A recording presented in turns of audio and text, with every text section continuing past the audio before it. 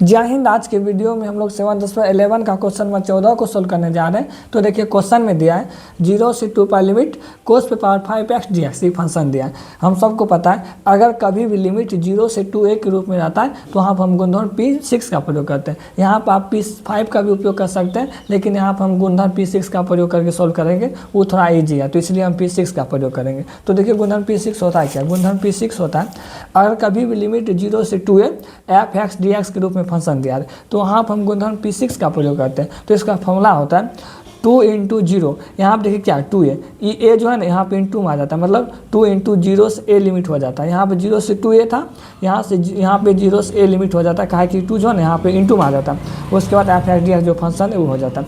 लेकिन इस फॉर्मूला का उपयोग आप तभी कर पाइएगा जब x के जगह देखिए यहाँ पे x के जगह ऊपर वाली लिमिट माइनस x करना है। तो ऊपर वाली लिमिट माइनस x करके अगर वो f(x) के बराबर हो जाए, मतलब इसी के बराबर हो जाएगा, तभी हम इसका उपयोग करेंगे। अगर नहीं होगा तो हम इसका उपयोग नहीं कर पाएंगे। तो देखिए कैसे होगा।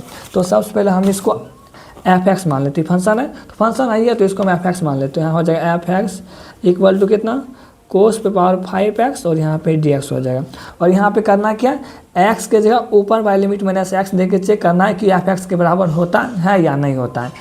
तो हम चेक कर लेते हैं। तो देखिए यहाँ पर हो जाएगा x के जगह ऊपर वाली लिमिट क्या है 2 पाई माइनस x हो जाएगा। उसके बाद यहाँ पे किया तो यहाँ पे भी करना होगा। तो यहाँ देखिए कोस पे पावर 5 x के जगह ऊपर वाले लिमिट माइनस x हो जाएगा, ये हो जाएगा। तो यहाँ पे देखिए सबसे पहले एक तो क्वार्टेंट हम बना लेते हैं। देखिए क्वार्टेंट में होता है क्या, यहाँ 0 होता है, यहाँ π/2 होता है और यहाँ पाई होता है, यहाँ 3π/2 होता है और यहाँ पे 2π होता है। यहाँ पे देखिए क्या हो रहा है 2π माइनस x, मतलब 2π में से माइनस करेंगे तो नीचे आएगा और प्लस करेंगे तो ऊपर जाएगा। यहाँ पे क्या हो रहा है 2π माइनस x।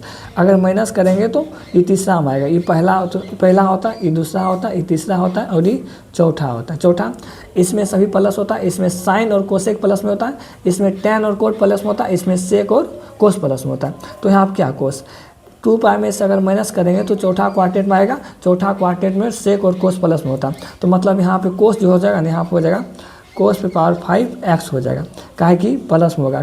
2π में से कुछ माइनस करेंगे तो चौथा में आएगा, चौथा में कोस प्लस होता है तो यहाँ पे प्लस हो जाएगा। तो ये किसके बराबर है, ये f(x) के बराबर है।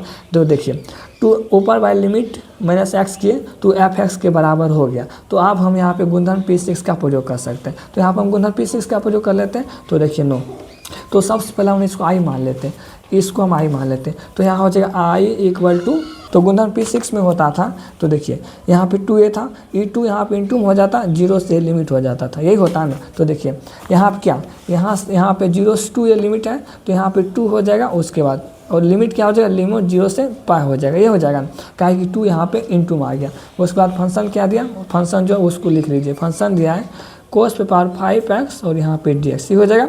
इसको समीकरण 1 मान लेते हैं। यहाँ पे एक और गुणधर्म का प्रयोग करना होगा।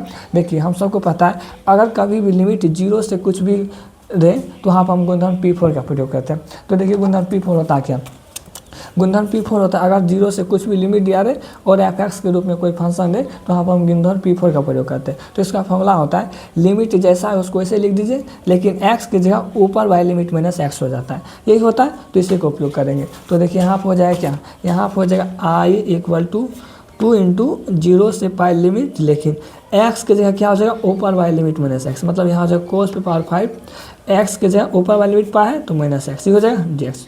यहाँ आप देखिए यहाँ हो जाएगा i equal to π minus x, π मतलब 180, 180 में से कुछ माइनस करेंगे तो कहाँ जाएगा क्वार्टेंट। देखिए 180 यहाँ पे, 180 में से कुछ माइनस करेंगे तो इसमें आएगा, इसमें साइन और कोसेक प्लस में होता है। तो लेकिन यहाँ पे क्या, यहाँ पे कोस है तो कोस माइनस हो जाएगा, क्या कि सेकंड क्वार्टेंट में सिर्फ साइन और कोसेक प्लस में होता है। तो यहाँ पे हो जाएगा क्या, यहाँ पे -2 0 से π और यहाँ पे कोस पे पावर 5x dx, कोस माइनस में हो जाएगा, क्या कि सेकंड क्वार्टेंट में ही जा रहा है तो इसलिए कोस माइनस हो जाएगा।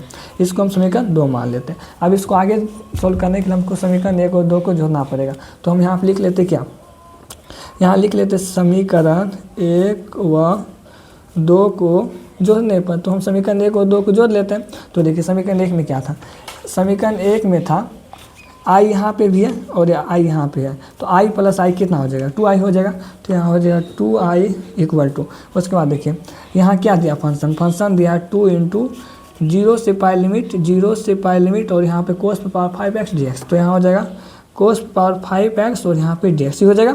उसके बाद देखिए समीकरण 2 में दिया है -2, उसके बाद 0 से पाई लिमिट और यहाँ पे कोस पे पावर 5x dx हो जाएगा।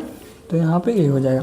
तो यहाँ देखिए कॉमन क्या आ रहा है, यहाँ से कॉमन 0 से 2 पाई लिमिट यहाँ पे भी है, 0 से 2 पाई लिमिट यहाँ पे भी है। तो ये लिमिट कॉमन आ रहा है और 2 यहाँ पे भी है और 2 यहाँ पे भी है, 2 भी कॉमन आ रहा है। तो हम कॉमन ले लेते हैं। तो यहाँ हो जाएगा क्या, यहाँ हो जाएगा 2i = 2 0 से पाई, ये लिमिट 2 और लिमिट को कॉमन ले लिया। तो यहाँ क्या बचेगा, यहाँ बचेगा सिर्फ कोस पे पावर 5x dx। तो यहाँ हो जाएगा कोस पे पावर 5x हो जाएगा। उसके बाद देखिए चूँकि यहाँ से हम लिमिट और 2 को कॉमन ले लिए तो यहाँ पे बचेगा सिर्फ माइनस कोस पे पावर 5x। तो यहाँ हो जाएगा माइनस कोस पे पावर 5x और यहाँ पे dx। तो देखिए e कोस पावर 5x प्लस में और e कोस पावर 5x माइनस में, तो प्लस माइनस कैंसिल हो जाएगा। तो 2i = 2 × 0 से पाई, यहाँ पे 0 हो जाएगा। तो मतलब 2i 0 से इसमें गुना करेंगे तो टोटल 0 हो जाएगा।